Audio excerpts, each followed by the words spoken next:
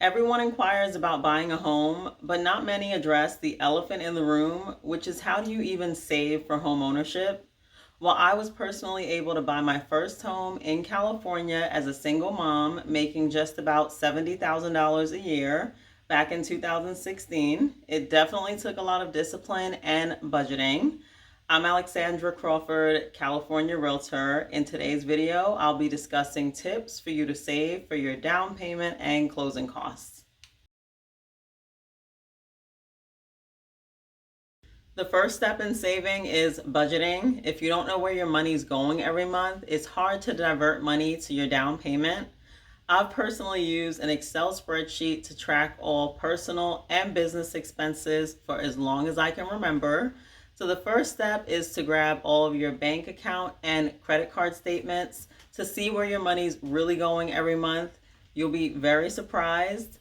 Don't just give yourself a budget for things like housing expenses, childcare, vehicle expenses.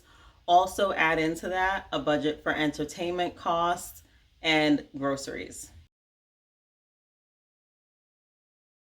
If you've gone over your budget and you've really narrowed down the must-have items, but realize you don't have much money left over after you've gotten paid, and it's been a while since you've gotten a raise, it might be a great time to speak to your employer. So if you have an annual review coming up, write down a list of specific reasons to justify your request, because you might be in a better position to negotiate than you might think.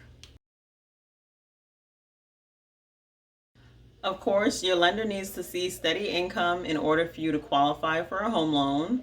But if you've already met with one to discuss pre-approval and you aren't quite ready due to your income level, it might be time to look for a different job to get a higher paying salary. So of course, your lender can advise you on how to do this smoothly to still qualify. For example, switching jobs and staying within the same industry, but also avoiding gaps in employment during the process might be even more important.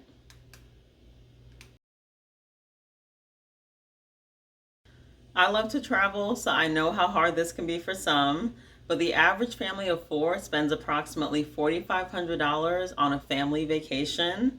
I'll put this in perspective using the current market as an example. Let's say you were looking to buy a home between $400,000 to $500,000 using a VA home loan. So of course the down payment required is zero.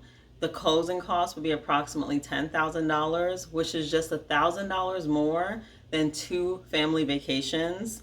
So for FHA or conventional buyers, the down payment would be approximately the equivalent of the cost of three family vacations. So it's just a short-term sacrifice for a long-term investment.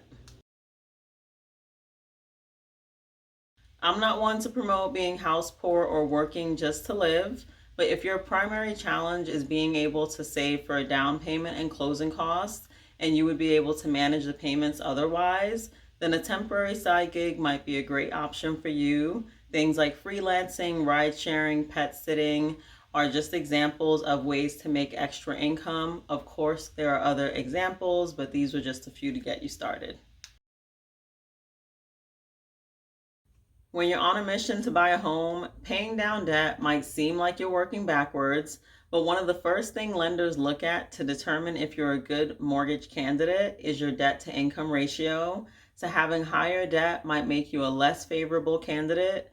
This could also mean that you have a higher interest rate and are required to put down a larger down payment.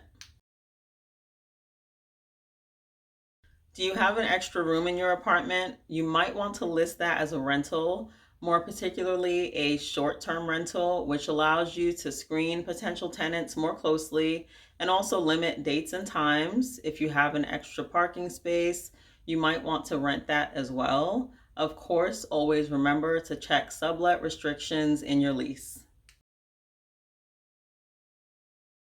If you struggle with impulse spending habits, it's probably best that you automate your savings. So of course, this goes hand in hand with your budget. If you know your weekly, bi-weekly, or monthly pay amount, along with your expenses, this can help you see what you should be saving every month.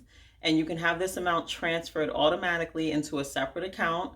This could also help with having that out of sight, out of mind mindset with your money. The bottom line is that when it comes to saving for a down payment and closing costs, it's important to have a plan in place. Your realtor and lender can actually look at your particular situation and the current market to establish clear expectations. You can then use these figures to determine a plan for your budget. If you're considering buying a home and want to have a conversation to jumpstart the process, I'd love to set up a planning call with you. You can give me a call directly at 619-752-4177. You can email me at ask@alexandratherealtor.com, or you can visit my scheduling link. And don't forget to download my free guide to buying a home like a pro.